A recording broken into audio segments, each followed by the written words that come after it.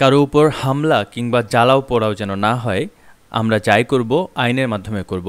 চাঁপাইনবাবগঞ্জ ২ আসনের সাবেক এমপি আলহাজ আমিনুল ইসলাম নাচল উপজেলার নেজামপুর ইউনিয়নের জাতীয়তাবাদী দল বিএনপির নেতাকর্মীদের সাথে মতবিনিময় সভায় এমন কথা বলেন।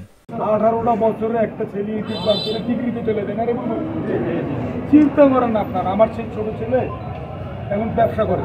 মানুষের মধ্যে না, সৎভাবে চলতে চাই এবং আল্লাহ এই বিচারটা করেছে। আমার সবচেয়ে বড় আল্লাহর প্রতি শুকরিয়া, মনে হয় সারাটা জীবন শেষ দিয়ে বসে থাকলাম।